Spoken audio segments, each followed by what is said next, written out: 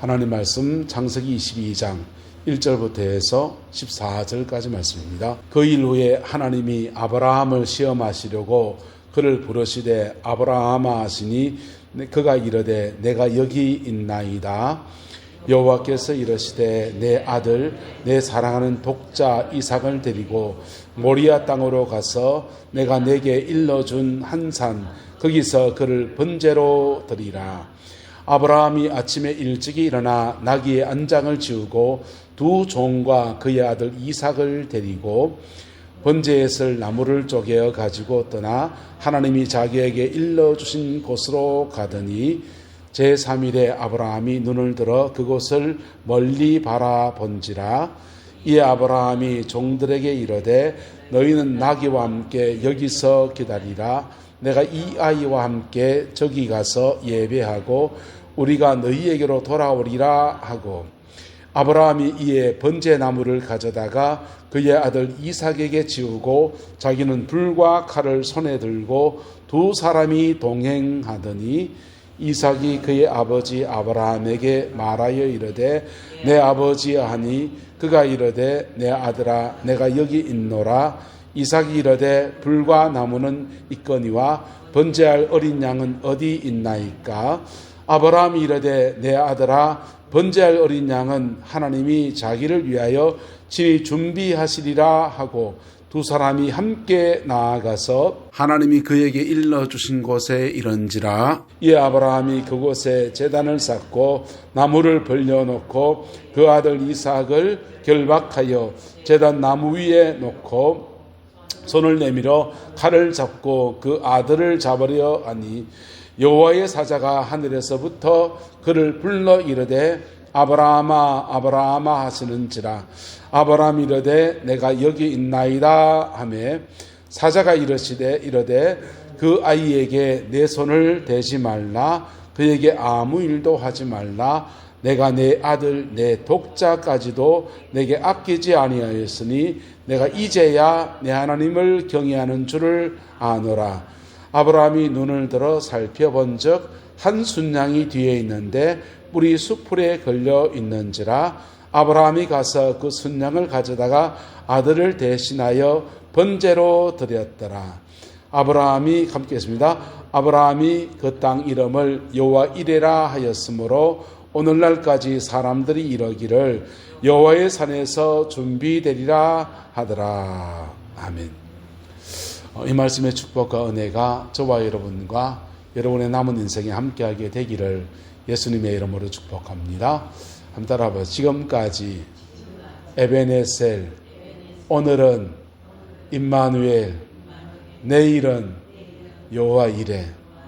할렐루야. 이 은혜와 축복이 함께하게 되기를 주님의 이름으로 축원합니다. 예수 믿는 사람들이 믿음의 고비고비들 지나갈 때마다 지나간 때 이렇게 해보면 때로 힘들어요. 인생 사는 게 누군들 쉬워요? 그때마다 가슴이 쫄깃쫄깃해지고요. 간이 쩌리고요. 오금이 저리고 경상도 말 똥줄 탄다 그러죠. 그런 시간 지나갑니다. 근데 지나가 보면 그거 내가 어떻게 지나왔는지 모를 정도로 그렇게 지나와 있어요. 그게 에베네셀의 하나님. 할렐루야. 그리고 오늘 지금도 주님이 나와 함께 하시는 것들을 우리 느끼고 누리며 살아가게 됩니다. 특별히 기도 생활을 하는 사람들은 하나님의 임재를 늘 느끼거든요. 찬송 한 소절에서 내 혼자 내 입으로 그냥 종교적으로 하고 있는지 성령님이 임재 안에서 하고 있는지 본인이 알아요. 알게 되기를 축복합니다. 느껴진다고요. 우리가 당뇨가 있는 사람이 당이 떨어지면 몸이 알지 않습니까? 그 배고프면 알지 않습니까? 그처럼 자기 몸이 감지해요. 성령이 나와 함께 하시는지. 그게 오늘 함께 하신 하나님 임마누엘의 하나님이십니다. 할렐루야. 그 다음 내일은요 또 예비하신 하나님. 할렐루야. 여호와 이레 예비하신 하나님의 그 은혜가 저와 여러분의 삶의 자리 안에 늘 함께하게 되기를 예수님의 이름으로 축복합니다. 아브라함 지금까지 이 세 가지 하나님의 모습을 날마다 경험해 왔어요. 우리 지난주까지 말씀을 나누었습니다. 아브라함이 노년의 삶에 대해서 두 주간을 나누었어요. 노년의 삶에 하나님께서 아브라함에게 안연히 거하는 은혜를 주셨습니다. 에셀나무를 심고 이제는 블레셋 땅이었지만은 자기 우물도 하나 가지고 이제는 누가 아브라함을 해칠 수 없는 그는 안연한 삶, 평안한 삶의 은혜를 주셨어요. 아브라함의 평생의 기도의 제목이었던 이삭은 하나, 아들 하나 가지는 응답도 다 받았습니다. 응답 다 받았고 그때 아브라함은 하나님의 이름을 부르는데 엘렐로의 이스라엘 하나님 해가지고 영원하신 하나님, 따라합시다. 영원하신 하나님. 영원하신 하나님, 유한한 인생에서 영원을 예비하신 하나님을 바라보는 그러한 생으로 살아갑니다. 여러분, 믿음의 사람들에게 인생 안에서 예수 믿고 거듭나서 구원받는 건 너무 좋은데 연단 받을 때를 한번 지나가 보세요. 지나간 인생에 연단 받을 때를 지나왔던 고비들을 생각하면요, 어떻게 그 고비를 지나왔나 싶은데 또 한번 끔찍하거든요. 저는 목회자로서 인생을 쭉 걸어갈 때 제 인생의 큰 연단의 고비들 두 고비가 있었던 것 같아요. 교육증사 생활하면서 아내하고 결혼하고서 결혼 초기에 한 달에 너무 작은 사례비를 가지고 애들 하나 있을 때는 감당이 되더라고요. 둘째가 태어나니까 분유값이 없는 거예요.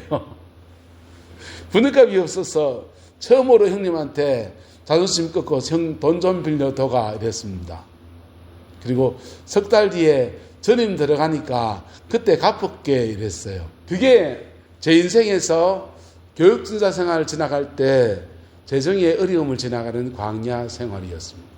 그것도 전임을 시작하면서부터는 끝나가더라고요. 전임 전사되고 부목사 생활할 때는 그렇게 막 쫓이는 건 아니니까 그렇게 평안한 삶을 이렇게 살아가다가 담임 목회를 시작하는 고비에 와서 하나님이 쪼는 시간을 또 지나가는 겁니다. 근데 광야 생활 지나갈 때마다 제가 느끼는 감정이 뭐냐면요, 마음이 쫄이니까 하나님 앞에 더 많이 엎드리고 저는 너무 좋은 거예요. 저는 너무 좋더라고요. 집사람도 되게 좋았을 겁니다. 영적인 근육이 생겨나고 사람의 인격의 깊이와 하나님을 사랑하는 깊이들이 그때도 함께 하시는 하나님의 은혜가 너무 좋아서 마음그릇도 커지고 영역도 세지고 손 얹어서 병자에게 손 얹어 기도하면 병자가 낫기도 하고 그래서 이런 목사가 되는가 보다 하는 기대감도 있고 너무 좋지 않습니까? 그런데 중요한 게 있어요. 그때 하나님이 너무 그렇게 돈이 없게 하지 않았거든요. 근데 마음이 쫄이니까 애들한테 해줘야 될 거 못하고요. 아비 노릇을 잘 못합니다. 그게 너무 가슴이 아팠던 기억입니다. 여러분 어떻습니까? 인생의 고비들을 지나갈 때 예수 믿는 사람들에게 광야를 지나가는 여정을 하나님이 허락하신다고요. 허락하셨다가 그리고는 반드시 축복하십니다. 광야를 제대로 잘 지나간 사람들에게는 인생에 깊어질 때 돼서 기도할 때 힘들지만은 기도했던 것들에 열매 딸 때가 되면요 얼마나 감사한지요. 예? 봄철에 돼가지고 감나무 밑에 사과나무 밑에 무슨 나무 밑에다가 긁음을 이렇게 넣고 약도 치고 하면서 가꿀 때 힘들지요. 가을에 돼서 단감 딸 때 대봉지 딸 때 따보세요. 얼마나 신나는지. 그렇지 않습니까? 자식도 키울 때 힘들지. 그놈들이 커가지고는요 해가지고는 장가 간에 하고 손주 안고 이러기 시작하면요 나 자들 때문에 살았지 싶은 거 있지 않습니까? 그게 인생에는 심을 때가 있고 열매 딸 때가 있는 것입니다. 열매 따는 은혜가 아브라함에게 주어져서 아브라함도 노년이 되었을 때 자기 집도 생겼고요. 떠돌이 생활하는 신세에서 이제는 엘렐로의 이스라엘 하나님, 엘렐로의 하나님, 영원하신 하나님 이름 부르면서 이렇게 살아갈 수 있는 은혜들이 주어졌어요. 우물도 하나 파서 그 당시에 우리나라도 옛날 그랬잖아요. 자기 집에 우물 있는 사람하고 동네 마실에 우물 퍼놓은 사람하고 달랐잖아요. 자기 집에 우물 하나 있고 자기 소유의 우물이 있고 자기가 기른 양떼가 있고 평생에 기도했던 제목 아들 하나 주옵소서 했는데 그 아들 낳아서 이제 허무하게 노년의 삶을 이제 편안하게 살면 됩니다. 예? 우리말로 말을 바꿔봅시다. 나라에서 연금 따박따박 나오고 애들은 취직해가 서울에 객지에 나가서 사는데 그냥 편안하게 산다 그러고 그 신앙생활 잘한다는 소리 들리고 예?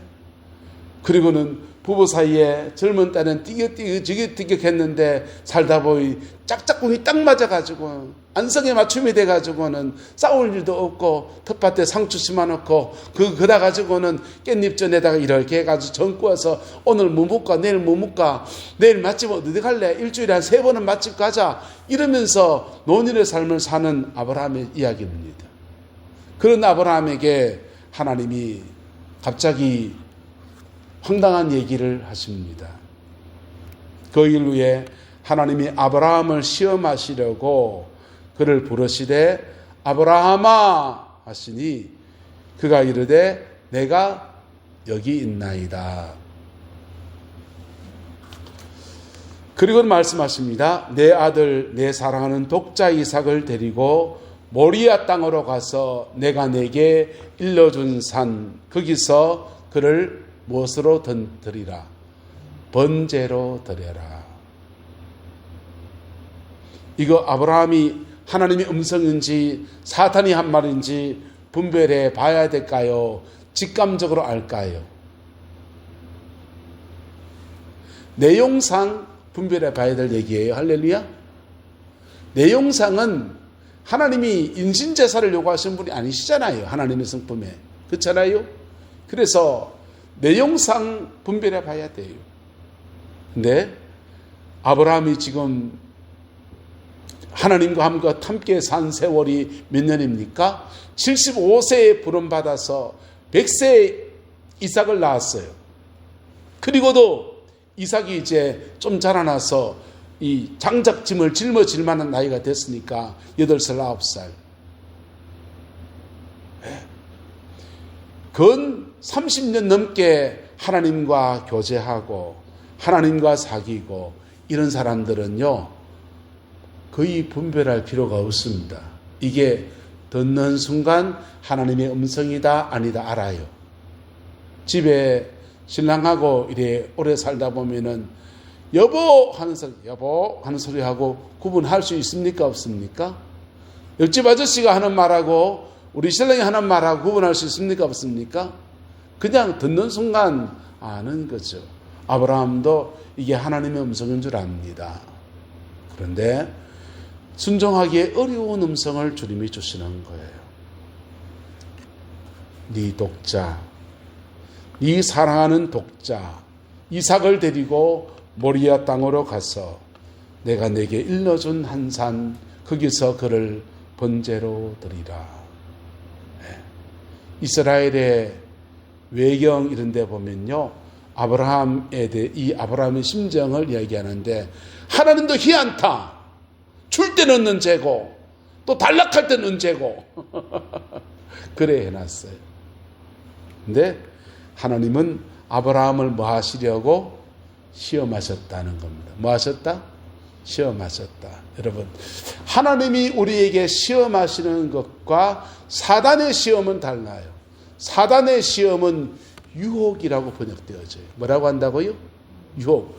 우리에게 정욕과 안목의 정욕과 이생의 자랑과 이런 유혹적인 것으로 다가옵니다.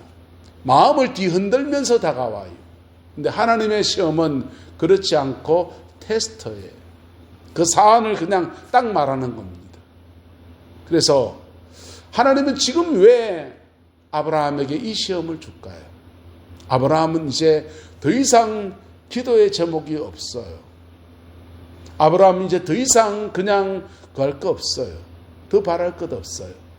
여러분 믿음의 사람들이 신앙의 삶을 살아갈 때 이것 안 주면 안 됩니다 하는 끈질긴 기도의 제목들이 있어요. 평생의 제목들이 있어요. 그런 거는요 다른 사람한테 기도받아도 잘 안 나와요. 근데 그게 오래 기도하다 보면 하나님 들으시는 때가 오거든요. 그때부터는 안연히 거하는 은혜의 삶이 펼쳐집니다.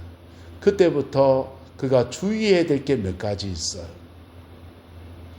이거는 신앙 안에 살아가는 사람들이 영적인 가난을 살아가는 사람들일수록 조심해야 될 것들이에요. 한번 따라합시다. 하나님의 주권을 인정합니다. 하나님의 주권을 내가 인정합니다. 이 고백이 달려있어야 돼요. 에덴 동산, 아담과 하와가 에덴 동산에서 하나님의 은혜 아래서 안연히 살아갑니다. 하나님은 에덴 동산에 생명나무와 선악과를 주셨어요. 생명나무는 먹고서 영생을 취하라고 하는 것이고, 선악과는 먹지 말라고 하는 겁니다. 선악과는 두 가지 의미가 있습니다. 말 그대로 선과 악을 분별하는 거예요. 믿음의 사람들이 믿음이 어느 정도 자라나고 되면 선과 악에 대한 분별력이 생겨납니다. 분별해야죠. 왜요? 내가 뭐 하기 위해서? 바른 길을 걷기 위해서. 뭐 하기 위해서요? 믿음의 바른 길을 걷기 위해서 분별해야죠. 그런데 분별의 선악과는 어느 게 넘어가냐면요, 분별이 넘어서서 판단과 정죄로 넘어가면 그 선악과예요. 내가 의의 길을 걸어가기 위해서 선과 악을, 내가 가는 걸음에서 선과 악을 분별해 갈 때에는 그거는 선악과가 아니에요. 한 끗이 넘어가서 다른 사람을 판단하고 정죄하고 비판하고 이런 쪽으로 가면 요거는 선악과가 돼버려요.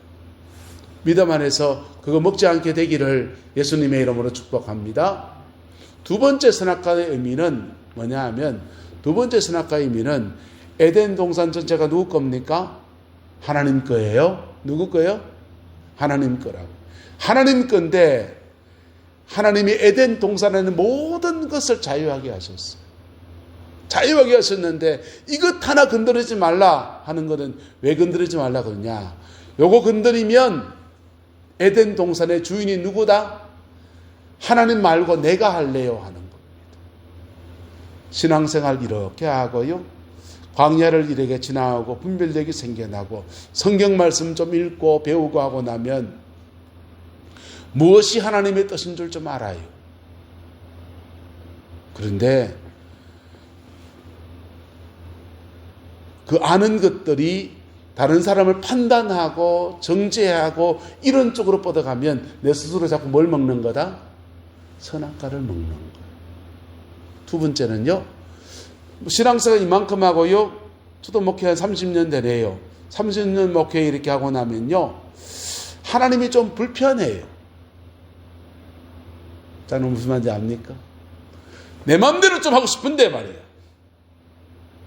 하나님이 좀 하나님 좀 제껴버리고 내 마음대로 하고 싶은 마음이 인간의 교만함 안에 일어날 수 있다 없다? 있죠. 그렇게 살아갈 거예요. 아브라함은 다 이루었어요. 응답 다 받았어요. 하나님의 은혜 아래 다 있어요. 그런데 하나님이 지금 네게 준 모든 것들의 주관자가 누구시다? 하나님이시다. 이거 하나 알려고 아브라함을 시험하고 있는 겁니다. 그래서 네가 가장 아끼는 것, 네가 가장 소중히 여기는 것, 그거 내한테 내놔라 합니다. 평소에 돈 때문에 기도한 사람은요, 돈이 이삭이 될 수 있어요. 내가 나쁜 건 아니에요. 돈 좋아하는 게 나쁜 건 아니에요. 어떤 뭐든지 자리든지 뭐든지 마찬가지예요. 그게 죄가 아니에요. 그러나 어느 형제에 올라서면 가나안의 신앙을 살아가는 자에게는 언제나 그분이 나의 머리이시고, 할렐루야, 그분이 나의 주이시고, 나는 그분 앞에 겸비한 한 사람으로 살아가는 겸손의 삶이 필요한 겁니다. 야고보 사도는 여기에 대해서 이렇게 말했어요. 신앙 안에서 너희 중에 낮은 자가 있느냐? 그 당시는 노예제가 있었으니까 신분이 낮은 사람이 있었습니다. 너희 중에 낮은 자가 있느냐? 그는 그리스도 안에 높음을 자랑하고, 너희 중에 높은 자가 있느냐? 권력을 가진 자가 있냐? 돈 가진 자가 있냐? 말 배운 사람이 있느냐?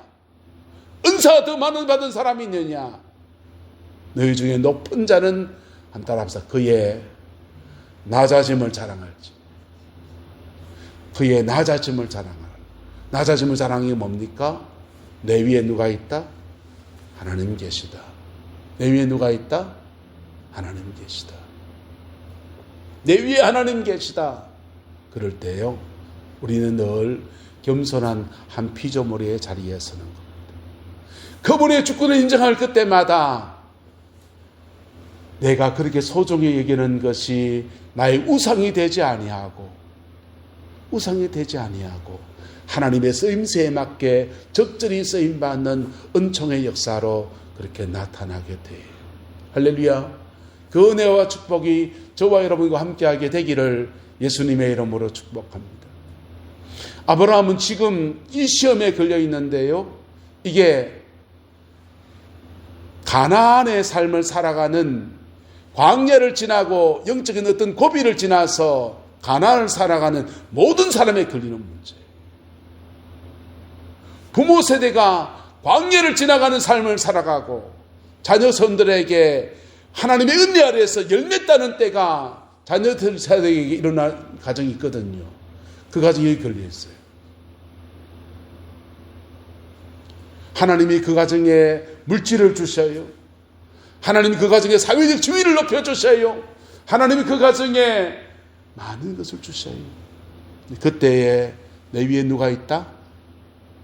따라합시다. 내 위에 하나님 계십니다. 호람되어라 그러죠. 그래 살아야 돼요. 다윗이 인생 광야의 여정을 지나가듯이 막 지나갑니다. 그리고 나름 뭔가를 이루었어요. 다 이루었다는 그때에 다윗이 자신의 인생에 내 위에 누가 계시다? 하나님 계시다 놓친 순간에요, 자기에게 가장 충성도운 신하 우리야 물건 취급합니다. 전쟁의 앞에 내세워서 죽게 하고요, 그의 아내 취하고요. 다 이루었다는 그때에 내 위에 누가 있다? 하나님 계시다. 그거 놓쳐버리고서 그만 넘어져요. 솔로몬은 더해요. 아버지 다윗이 다 이루는 터위에 솔로몬은 평화의 왕으로 떡세웠습니다. 그리고 솔로몬은 전쟁도 없난 치르고 아버지가 다 이루는 터위에 턱 서 있어요. 그때 뭐 해야 된다고요? 따라서 내 위에 하나님 계시다. 내 위에 하나님 계시다 라고 믿으면요, 그리고 그가 그에게 맡겨진 영혼에 대해서, 그에게 맡겨진 일들에 대해서 그래 할 수가 없는 거예요. 온 이방 여인들을 다 자기 아내로 삼아가지고 크다가 하나님, 내 위에 하나님 계신데 하나님의 신전 옆에다가 온 우상의 신전을 다 세우고 별짓을 다 해요. 여러분, 신앙의 어떤 고비에 올라서는 것도 대단한 믿음의 결단들이 필요해요. 그런데 그것에 있어서 그것을 받은 은혜 아래에서 유지해가는 거는요, 하나님의 주권을 인정하는 거예요. 내 위에 하나님 계시다. 할렐루야. 그럴 때 내 위에 하나님 계시다 인정하고 나갈 때마다 하나님은 여호와 이레 내 길을 예비하시니, 주님 내 길을 예비하시니 나 기뻐합니다. 주님이 내 길을 예비하시는 은혜가 날마다 그의 삶에 펼쳐져요. 그게 인간이 가지고 있는 교만함이, 인간이 가지고 있는 이기심이, 인간이 가지고 있던 그 욕망이 그걸 못하기 때문에 다윗은, 사도 바울은 고백하기를 나는 날마다 죽노라 그렇게 말합니다. 나는 날마다 죽노라. 그리고 날마다 죽을 때마다 십자가에서 부활의 영광으로 다가오시는 예수 그리스도의 능력이 약할 때 강함이 되시는 그분의 은혜가 나를 통해 뻗어나와서 나의 가나안을 살아가는 은총의 역사가 이루어지더라. 할렐루야. 에덴 동산, 여러분, 우리 에덴에 쫓겨난 세대잖아요. 에덴 동산에 쫓겨난 사람들이잖아요. 아담과 하와는 거기 영원히 살 수 있었는데 쫓겨난 사람들이지 않습니까? 쫓겨난 저와 여러분들이 예수님의 그 은혜로 말미암아 에덴으로 다시 돌아가는 길이 열렸어요. 할렐루야. 그분이 길이 되시고 그분이 생명이 되시고 그분이 진리가 되셔서 에덴으로 가는 길이 열렸어요. 그리고는 그 에덴이 그의 삶에 이루어갈 때 기도의 실험도 있고 영적 전쟁도 있고요, 십자가 앞에 내려놓음도 있고요, 광야 지나가는 수많은 고비들 속에 그거 다 지나가요. 근데요, 그거 지나고 안연히 그할 때는요, 다시 에덴에 쫓겨남은 곤란한 문제잖아요. 어떻게 이룬 에덴인데 그게 지금 이 나라 이민족의 문제일 수도 있습니다. 외정치하를 지내고 6.25를 지내고 가난하고 절박하고 나라 잃은 국권의 서러움들 속에서 하나님이 이 나라를 축복하시고 우리를 축복하셔서 아시아, 아프리카 다 통틀었어요. 얼굴 하얀 사람들 세계 바깥에서 기독교의 부흥을 이룬 유일한 나라였어요. 최초의 나라였어요.